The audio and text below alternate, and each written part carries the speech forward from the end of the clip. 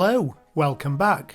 1 year ago I bought this Evolution Rage 5S table saw for workshop number 2, and 12 months later, after extensive use, I thought I would share with you some of my likes and dislikes of this tool.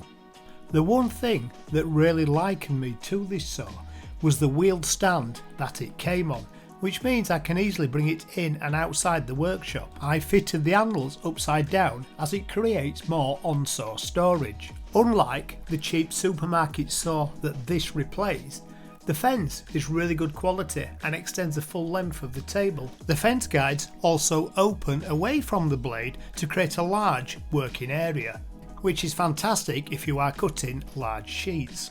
I do like the large wheel on the front that raises and lowers the blade, and also by pushing the wheel in engages the cogs that changes the angle.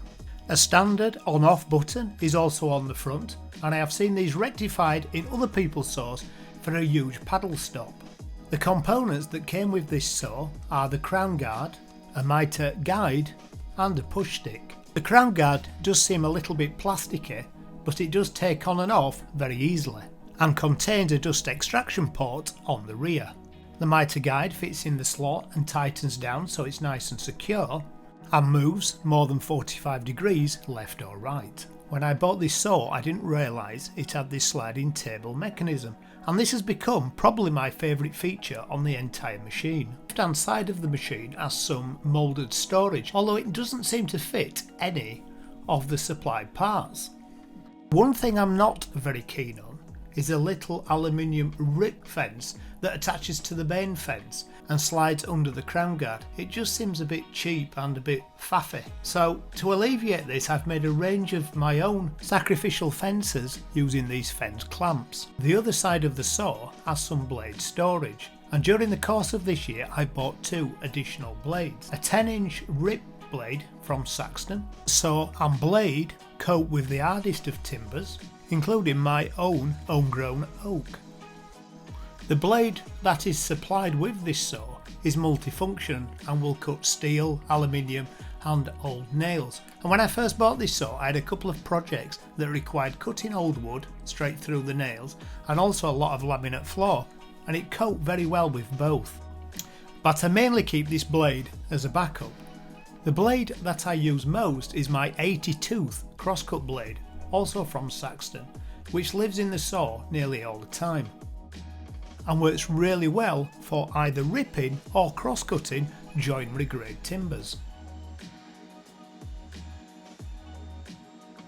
On the rear of the saw is the cable and the cable storage, and also the dust extraction port, which fits a very small bore hose. Now here is the major beef for me of this saw.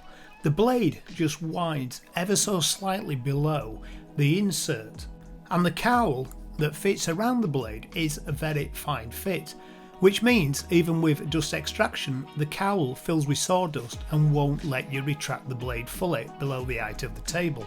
Every so often you have to turn the saw upside down, remove the 2 bolts that hold the cowl in place, shake out all the sawdust and reinsert the bolts. Now this is not a major problem. On the Rage 5S Facebook group I have seen various ways that people have got over this issue, but I've not got round to any of these yet. Once the sawdust is removed, the blade will now fully retract. The insert plate is quite a complicated structure and it's not very easy to make a 0 insert plate for this machine. As yet I've not quite tried to make one, but if you head over to Casual DIY channel, he's made a couple of versions. I am glad however that Evolution decided to make the riving knife slightly shorter than the top of the blade, which means you can groove over the top of the blade should you require. During the making of this video I've been cutting some iroca and some oak to repair these garden seats. These seats have been sat in pieces in the workshop for a couple of years, and it's nice to get them finished and enjoy the last of the summer sunshine. Thank you for watching. I hope you enjoyed this short video.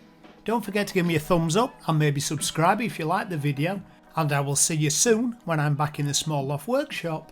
If you would like to watch some more of my content, there is a video here for your perusal, and until next time, goodbye.